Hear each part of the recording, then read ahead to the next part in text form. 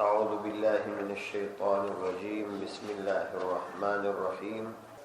ومن الذين قالوا إنا نصارى أخذنا ميثاقهم فنسوا حظا مما ذكروا به فأغرينا بينهم العداوة والبغضاء إلى يوم القيامة وسوف ينبئهم الله بما كانوا يصنعون. سورة مائدة آيات نمبر 14. د دې آیات د مخکې آیات سره مناسبت ښکاره دي چې لکه څنګه چې موږ وعده واخیستله د یهودو څخه نو دوی وعده ماته کړه. د وعدې د ماتېدلو په صورت کې الله تعالی وایي موږ په دوی باندې عذاب نازل کړي، هغه دا چې دوی مو د خپل رحمت څخه لرې کړ،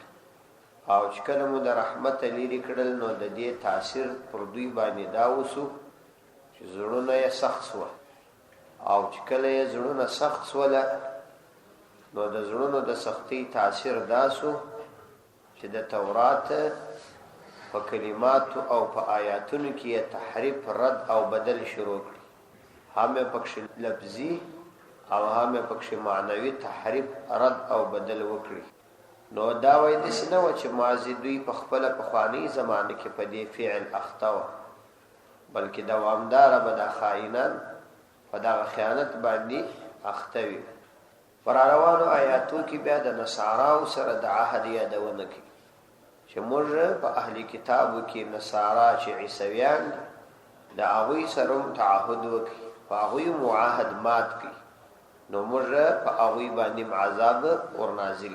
ومن الذين قالوا ومن الذين او د هغو کسانو څخه قالو چې هغوی ویل انا نصارا موږ نصارایو اخذنا میثاقهم موږ د هغوی نه د هغوی په ښه وعده واخیستل فنسوا حظا مما ذکروا به نو هغوی هېره کړل حظا یوه لویه حصه مما د هغه څه نه ذکروا به چې دوی ته په هغه نصیحت کړل سوي وو. فاغرینا بینهم العداوه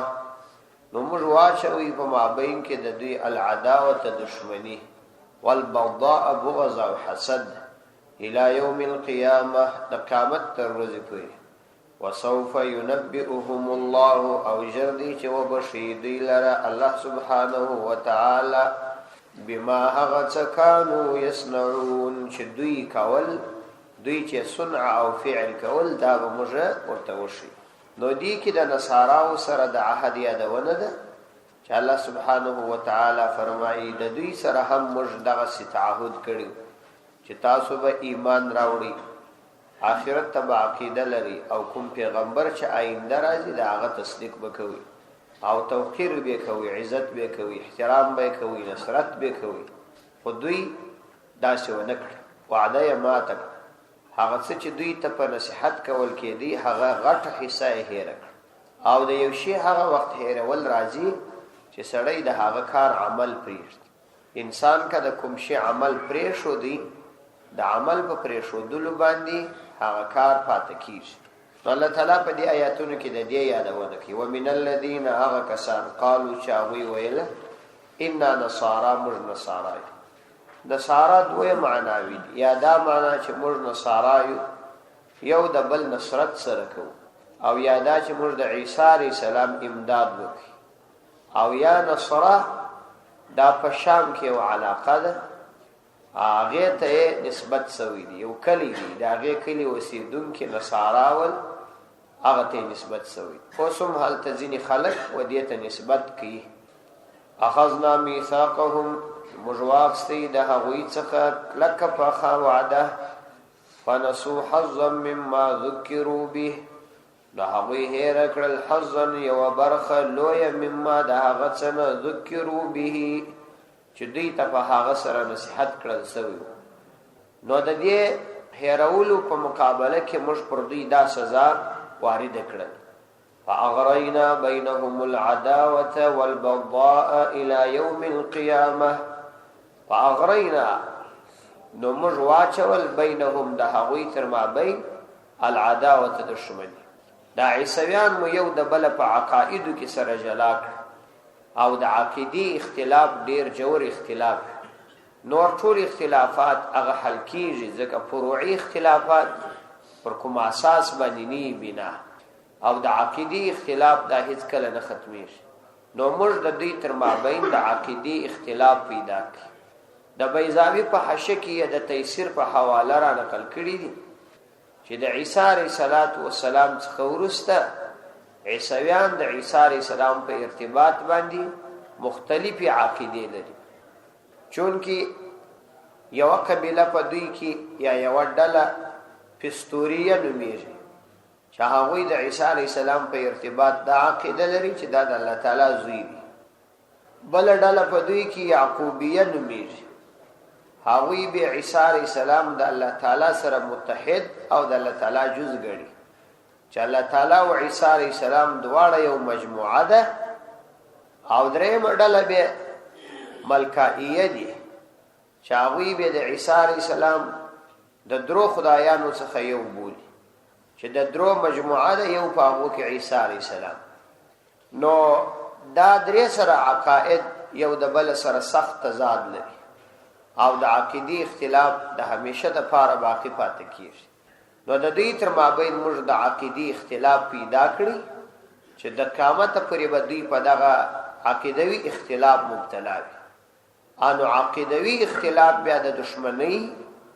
او د بغض او د کینې بنیاد او رشه ده چې د حمله په وجه باندې دا تر قیامت پورې جاری وي نو اوس به یو سوال دا وسی چې په اوسنی عصر کې اکثر عیسویان هغه متحد دي حتی چې په خپل ملکونو کې یو د بل ویزم نصر لري او خصوصا د مسلمانانو په مقابله کې د هغوی اتحاد ډیر زیات مضبوط دی کوم عذاب چې ظاهرا دوی ته باید وای هغه پر مسلمانانو اوس مسلط دي ځکه په مسلمانانو کې هم د عقیدو اختلاف شته هم د اعمال او د فروع اختلاف شته جواب د دې بالکل آسان دی چې د دوی تر مابین اختلاف هغه وخت اختلاف دی چې یواري دوی صحیح عیسویان سي یعنی کدی پر صحیح عیسویت باندې پاته وای نو بیا به د خپل عقیده د ساتلو په خاطر د نورو د عقاید رد ضرور کړی وای لکه مسلمانان چې د خپل عقیده حفاظت کوي انو د خپل عقیده په مقابله کې چې هر شی وی هغه ردی د دوی اکثر اوس پر خپل عقیده پاتې نه دي او عیسویت فقط د مردم شماري د تذکیره یو فهرست دی چې په دې باندې دوی خپل تعارف کوي د یو چا سره نور دوی دې ته عقیده نه لري دا چې دې ته دوی عقیده نه لري نو اختلاف خود عقیده پر بنیاد راتلی اوس دوی د هریان یا کوم بل شی ګرځېدي دي انو په دې وجه باندې عقیده ستنه اختلاف هم نشته کوم کسان چې په دوی کې ځانونه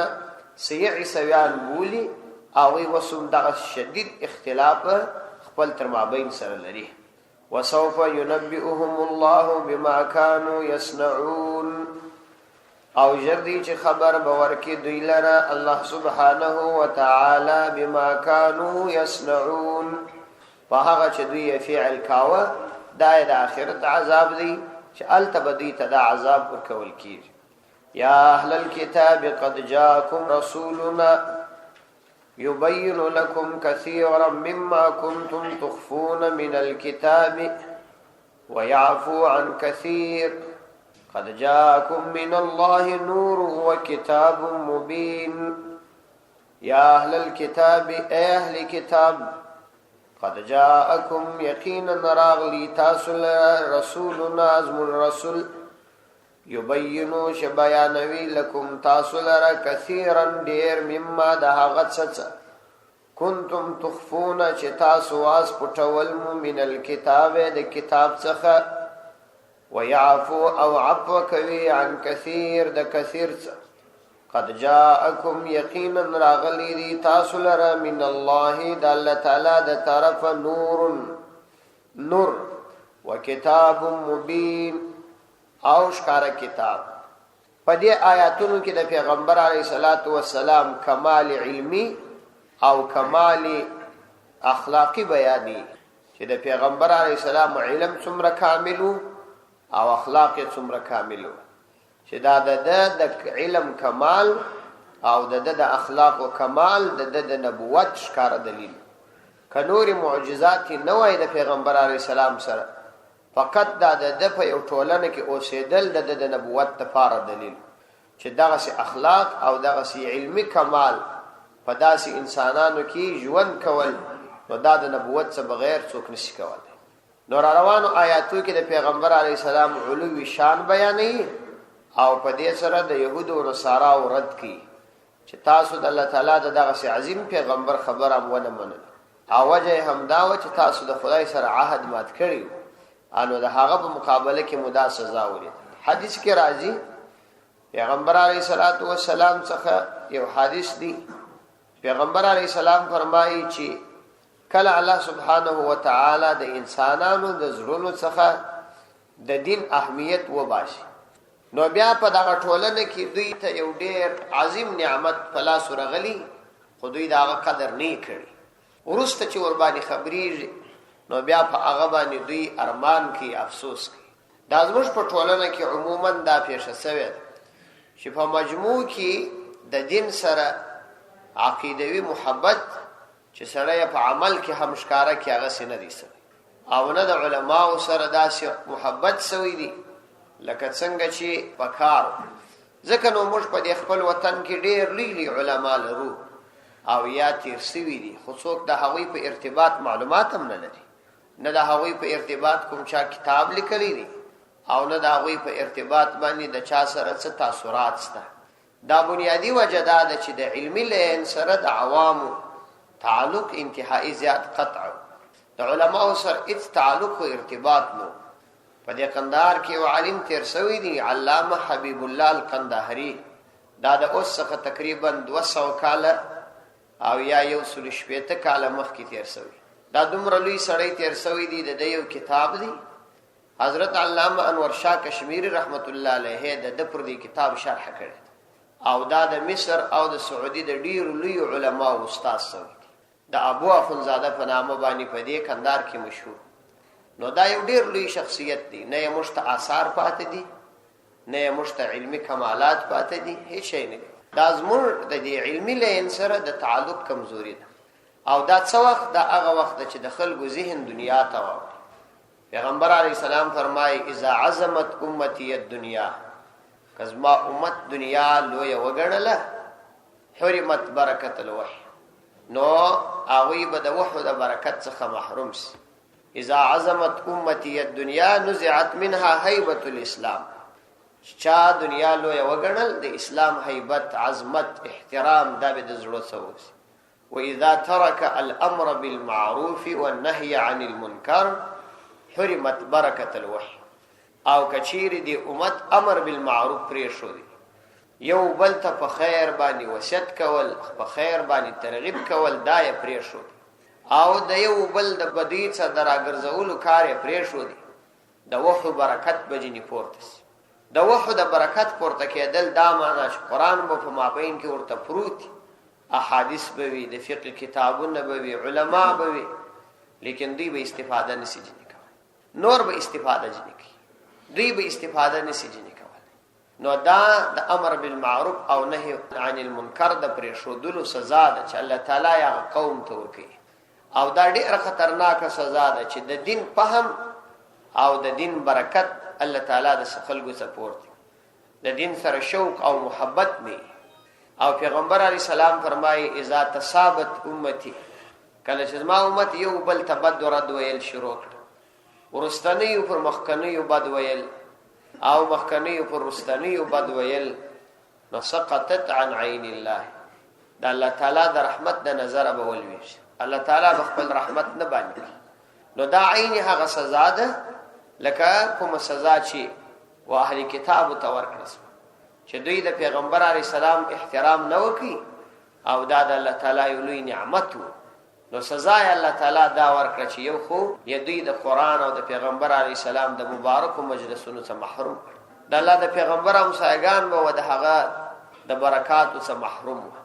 لیکن نور استفاده ځینې وکړه، او دغه رنګه الله تعالی په هغوی کې اختلاف پیدا کړي. په اسلامي امت کې د اختلاف عمده وجه دا ده چې یو خو یو رستنی پر مخکنیو باندې بد وایي، او بل دا چې عقیدوي اختلافات پکې کیدي او بل دا چې قران او د الله تعالی دین ته احترام نشته هغه سه عظمت چې د الله تعالی د دین په کار دی هغه نشته نو دا سزا الله تعالی ورکړي په دې مبارک آیاتونو کې د پیغمبر علی السلام لوړ شان بیانېږي یا اهل الكتاب اے یهود او نصارا قد جاءکم رسولنا یقینا راغلی تاسو لره رسولنا ازمر رسول چې د دې رسول علم کمال دادی او دای د علم کمال حال دی یبینو چې بیان ویلکم تاسو لره کثیرا ډیر مزامن مما دهغه مزامن څخه کنتم تخفون مما دهغه مزامن څخه کنتم تخفون چې تاسو پټول من الكتاب د کتاب څخه یعنی د تورات ډیر مزامن چې تاسو پټول دغه پیغمبر علیه السلام تاسو ته بیانې یعنی هغه خبرې چې دغه اظهارول شرعي مصلحت وي پیغمبر علیه السلام تاسو ته بیانوي تاسو د کتاب مزامین دي تاسو پټ کړی دي او دغه پیغمبر درته بیانوي په هغو مسائلو کې چې په هغه کې شرعي مصلحت وي د دې سره سره چې د پیغمبر علیه السلام د کوم چا څخه تحصیل نه دی کړی بلکې ستاسو په اصطلاح باندې امیو خودمره علمي کمالات ای دي چې تاسو ته د هر څه بیانې ويعفو عن كثير او عفو کوي دا یې به اخلاقی کمال دی چې اخلاقی کمال یې به دا حال دی چې ويعفو عن كثير د ډیر شانو څخه عفو درته کوي یعنی د ډیر خبرو څخه پیغمبر علیه الصلاۃ والسلام اچشمپوشي کوي یعنی تاسو ته یادونه نه کوي چې تاسو څومره خیانتونه کوي او یا څومره ډیر احکامات د تورات پټ کړي کوم خبرو کې چې ظاهرا شرعا دا پیغمبر علی السلام مصلحت و نویني نو هغه دې نه یادې درته سره د دې چې پیغمبر علی السلام په هغه ټول واقف دي او معلومات ورتسته نو دا د پیغمبر علی السلام اخلاق دي چې د هغو مسائل شرعي ضرورت وي هغه بیانې درته او که شرعي ضرورت نو هغه نه بیان او یوازې ستاسو رسوایي مطلب نه ده چې دای فقط ما ز تاسو رسوا کی چې تاسو دغه سیاست نو د علمي کمال او د اخلاقی کمال د دې دوانو کامل اوسېدل ستاسو په ټولنه کې چې د سره موجود دي د ډیرو معجزات څخه علاوه د دې پیغمبر علی السلام پر نبوت باندې ښکار دلیل دي قد جاءكم من الله نور وكتاب مبين قد جاءكم او یقینا راغلی دي تاسو لره من الله د الله تعالی د طرف نور وكتاب مبين هغه نور کتاب مبين واضح کتاب وایدا بیان تفسیری دی دا کتاب مبین د نور دفع مراد دا دی چې الله تعالی د طرف پر دی پیغمبر علی السلام الله تعالی یو نور را نازل کړی دی چې هغه د قران کریم دی چې خلق د جهالت او کفر د تاریکی څخه د اسلام و نورانیت تر اباس قد جاءكم من الله نور وكتاب مبين یقینا راغلی دی تاسو ته د الله تعالی د طرف نور چې هغه نور نو وکتاب مبین واضح کتاب دی يهدي به الله من اتبع رضوانه سبل السلام ويخرجهم من الظلمات إلى النور بإذنه ويهديهم إلى صراط مستقيم يهدي هدايت كذي به فدغ كتاب سرى الله عز وجل من هغه چاته اتبع رضوانه چې د الله تعالی رضا تلاش کړل سبل السلام د جنت لاري ويخرجهم اورا باسي هوي من الظلمات د تاریکیو څخه الى النور ونور لره باذنه فخبل حكم سره ويهديهم شوي هوي لره الى صراط مستقيم برابر لاره اوي ته برابر لاره شي یعنی د دې کتاب د الله تعالی د کتاب د دې پیغمبر علی السلام په واسطه دغه فواید دي چې يهدي به الله هدایت کوي په دې کتاب سره د پیغمبر علی السلام د تعلیماتو په سلسله کې الله عز وجل من اتبع رضوانه هغه چاته چې هغه د الله تعالی د رضا اتباع او پیروي وکړي یعنی کوم څوک چې دیندار شي د دینداری په وجه الله تعالی د هغه پزړی کې د هدایت نور پیدا کوي او د دغه دینداری په وجه هغه د الله تعالی احکامات تلار پیدا کوي او په هغه باندې عمل کول ورته آسان کیږي. من اتبع رضوانه سبل السلام، سبل دا جمع د سبیل ده او معنا یې دا ده چې د سلامتی ډیر لاري الله تعالی انسان ته ورشي. ځکه اصلي سلامتی هغه د جنت ده، نو جنت ته هم سلام ځکه ویل کیږي چې سلامتی دوامي ده، زوال او خطر ور پکښ نشته. رضوانه چې د الله تعالی د رضا تلاش وکي، سبل السلام دا سلامتی لاري یعنی د جنت لاري چې دا عقاید او اعمال دواړو ته ضرورت لري. چې ام بسړی د پیغمبر علی السلام پر نبوت او پر ما جاء به رسول الله صلی الله علیه وسلم پر هغه چې پیغمبر اسلام راوړي دي پر هغه به ګردو عقیده لري او بیا به په عمل کې پلي کوي، نو په دې واجبانی به بیا دوی جنت ته داخلي. ويخرجهم او الله تعالی باسی په دغه کتاب سره دوی د مؤمنان من الظلمات د تاریکیو څخه د کفر او معصیت الى النور و نور لره د ایمان او تقوا باذنه په خپل حکم سره ويهديهم الى صراط مستقيم. ويهديهم او شيء اغيل رد همیشه د پاره الى صراط مستقيم برابر لار ورته شي دا همیشه د پاره. لقد كفر الذين قالوا إن الله هو المسيح ابن مريم قل فمن يملك من الله شيئا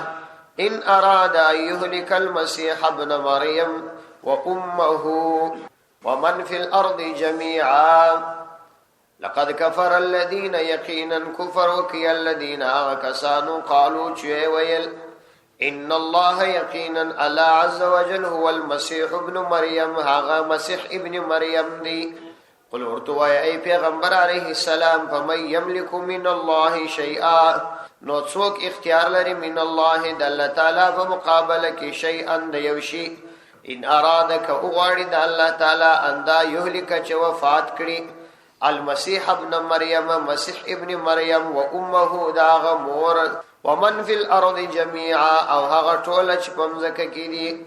ولله يواز الله عز وجل ردي ملك السماوات پاچه او ملکیت د اسمانونو والارض او دمزکو وما بينهما او هغه چې دمزکو اسمانو تر ما بین دي. يخلق ما يشاء پیدا کوي دغه الله عز وجل هغه چې وي غواړي. والله على كل شيء قدير.